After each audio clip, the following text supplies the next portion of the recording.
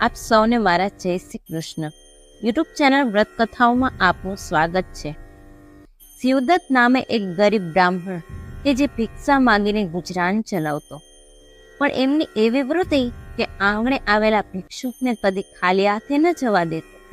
એમના ભાગનો રોટલો પણ ભિક્ષુકને હેતથી જમાડતો.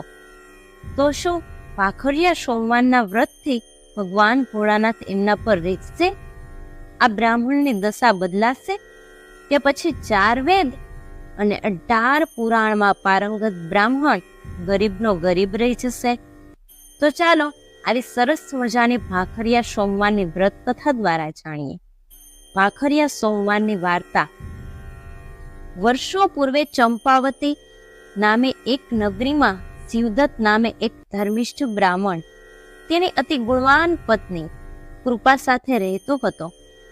એ ઘણો ગરીબ હતો, ભિક્ષાવૃત્તિથી ગુજરાન ચલાવતો, પરંતુ એ ભોળાનાથનો ભક્ત હતો.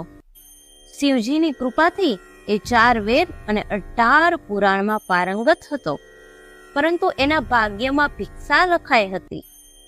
માંડ ઘરનું ગાડું ગબડતો અને પેટનો ખાડો પૂરતો, છતાં બંને પૂર્ણ ભક્તિમય જીવન જીવતા હતા. આંગણે આવેલા અતિથિને પોતાના ભાગનો રોટલો હેતથી જમાડી અને પોતે ભૂખ્યો રહેતો. એકવાર કૈલાસપતિને આ બ્રાહ્મણ દંપતીની કસોટી કરવાની ઈચ્છા થતા સાધુનો વેશ ધારણ કરી શિવદત્તના આંગણે આવ્યા અને ભિક્ષાન દેહી કહીને ઊભા રહ્યા. શિવદત્તને ભિક્ષામાં માત્ર એક રોટલો મળ્યો હતો. એ રોટલો સાધુને આપી દીધો. સાધુ વેશે આવેલા શિવજીએ પ્રેમથી ભક્તએ એ આપેલો રોટલો આરોગતા કહ્યું, ભૂદેવ, તમારા મુખ પર જ્ઞાનનું તેજ છે, છતાં તમે દુઃખી કેમ લાગો છો? આ સાંભળી શિવદત્તની આંખમાં આંસુ આવી ગયા. ગળગળા અવાજે તે બોલ્યો, મહારાજ, મારી પાસે જ્ઞાનનો ભંડાર છે, ભક્તિનું ભાતો છે, પણ અંદેવ મારા પર રીઝતા નથી. હું જ અભાગા પર ભોળાનાથની કૃપા થતી નથી. તમે કંઈક રસ્તો દેખાડો તો તમારો ઉપકાર. ત્યારે ભોળાનાથ કહેવા લાગ્યા, સુખ દુઃખ તો ઘટમાળ છે. સુખમાં છકે નહીં અને દુઃખમાં ડગે નહીં, એ જ સાચો મનુષ્ય. પરભવના પાપ પુણ્ય આ ભવે ભોગવવા પડે છે. બધી કર્મની માયા છે. જપ તપ વ્રતથી કર્મો કપાય છે.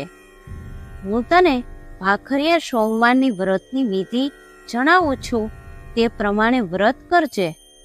ગુપ્તવાસમાં પાંડવો જ્યારે મૂંઝાતા હતા ત્યારે ધર્મરાજ યુધિષ્ઠિરે આ વ્રત કરેલું. આ વ્રતના પ્રભાવથી તેઓ મહાભારતના યુદ્ધમાં વિજયશ્રીને વરેલા. પછી જતા જતા કહ્યું, આ વ્રત કરનાર સ્ત્રીનો જુડી ચાંદલો અખંડ રહે છે અને તેઓ પરમ સૌભાગ્યને પામે છે. વાંજિયા મેળા ટણે છે અને નિર્ધનને સાહેબી મળે છે અને માનવ માત્રના સર્વે મનોરથ પૂર્ણ થાય છે. આટલું કહી શિવજી ચાલ્યા ગયા. પવિત્ર શ્રાવણ માસ આવ્યો. પતિ પત્નીએ ભાખરિયા સોમવારનું વ્રત પૂર્ણ શ્રદ્ધાથી શરૂ કર્યું. કાર્તક માસના શુક્લ પક્ષની 14એ ઉજવણું કરી અને અન્નદાન કર્યું. આ વ્રતના પ્રભાવથી પૂર્વજન્મના સર્વ પાપોનો ક્ષય થયો.